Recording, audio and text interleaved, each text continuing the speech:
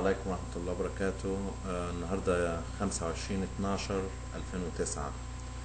كنت عايز أتكلم بسرعة على موضوع القافلة بتاع جورج جالوي اللي هي فيفا فلسطينيا. دي قافلة نمرة 3 اللي متجهة لغزة لإغاثة، قافلة إغاثة لشعب غزة. طبعا هو عمل قبل كده قافلتين، تو كونفويز. واحدة، أول واحدة اللي هي كانت من إنجلترا اللي مرت بفرنسا،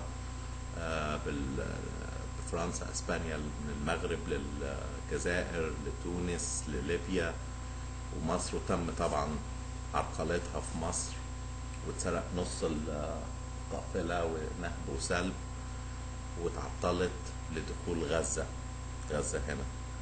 والقافلة التانية اللي جت من أمريكا، المتبرعين المسلمين اللي في الغرب أو في أمريكا، ودي جت من الإسكندرية وراحت لغزة هنا.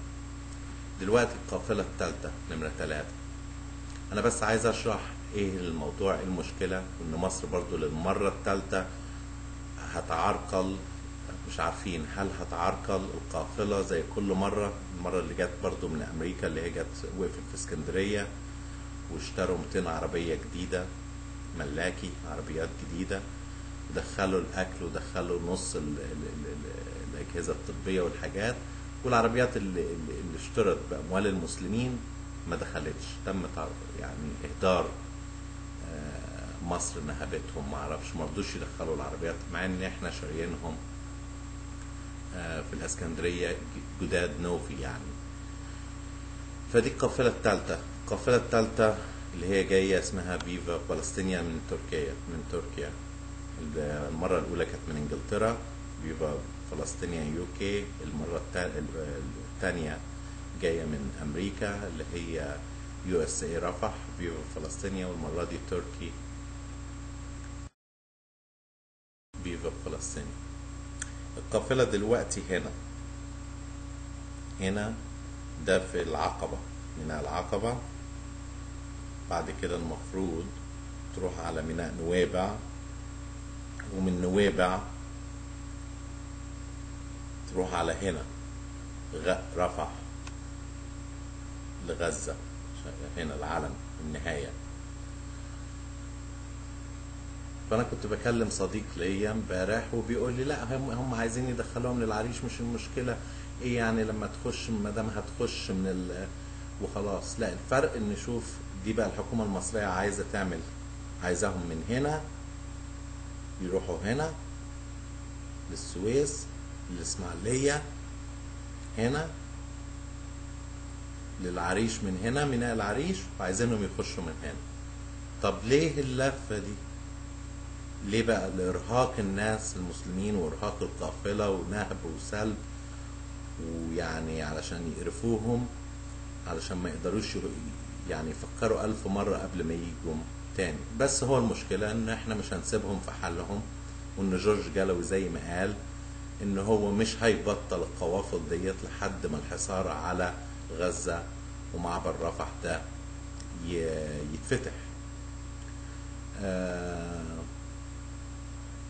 فشوف الفرق من هنا 500 زيادة اهو، 500 اهو، 500 مايل زيادة للعريش.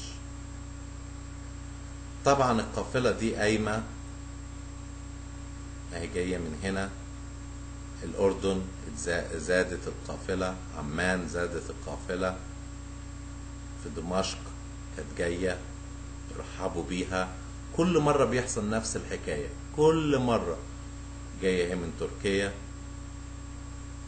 أنقرة، كل مرة نفس الحكاية. كل مرة الدول كلها ترحب وتزود للقافلة وتزود الإمدادات، والقافلة بدل ما تبقى 200 عربية تبقى 400، أو لو 130 تبقى 260.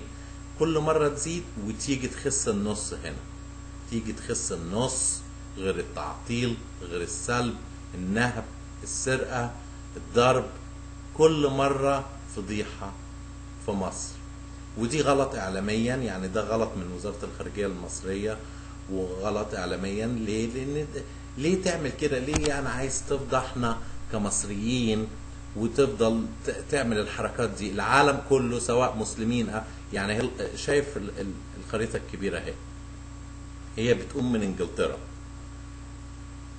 اهي، قايمة من انجلترا على هولندا، دي الوقفات بتاعت العربيات، وبيزيد لإيطاليا، لهنا لليونان، لتركيا اهو، لسوريا، وتحصل المشكلة هنا في مصر. المرة اللي فاتت قامت من انجلترا لفرنسا، الناس في فرنسا شجعوها وزودوا ليها، راحت على اسبانيا، اعلام وكانت مرحبة والعربيات ماشية. الاسبانيا راحت مش مشكلة، دخلت على المغرب، دخلت على الجزائر زودوها، المغرب زودوها، تونس زودوها، ليبيا قالت لهم انتوا عندكم كام عربية؟ قالوا لها قالوا 130، راحوا قايلين خلاص دبل بقت 260.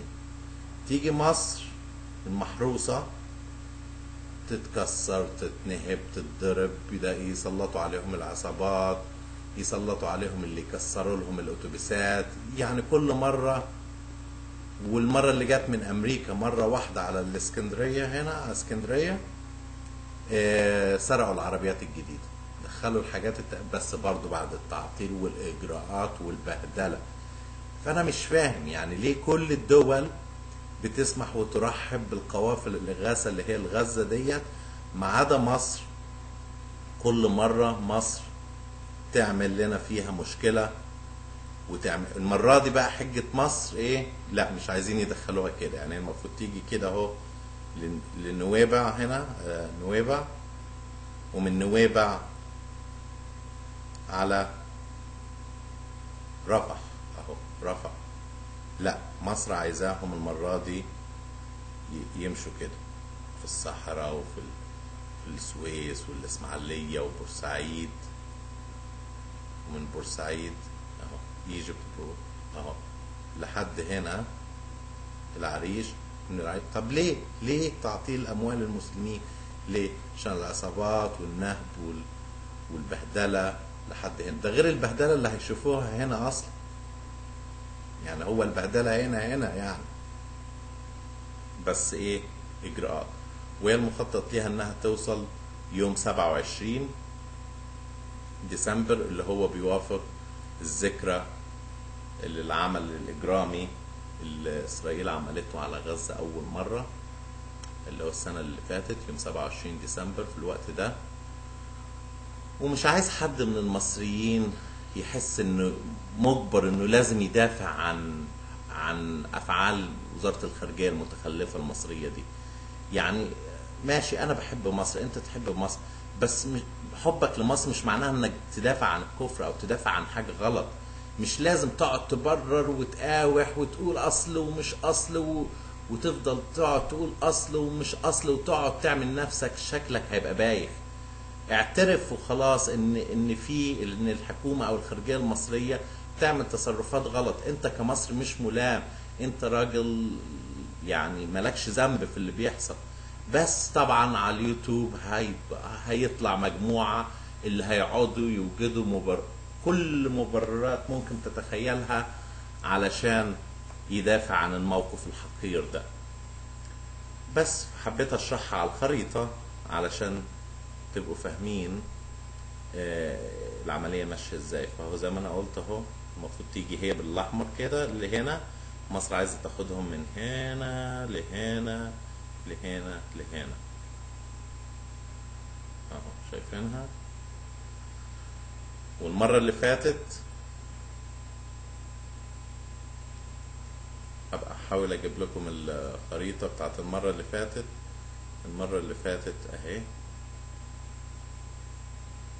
المرة اللي فاتت دي الحالية اللي قايمة من هنا اهي،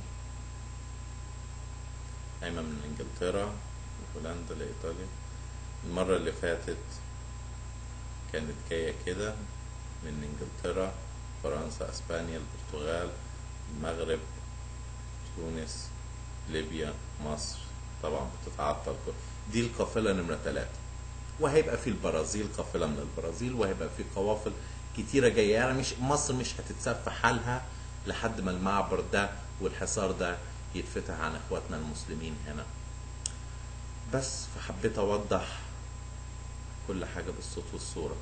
السلام عليكم ورحمة الله وبركاته.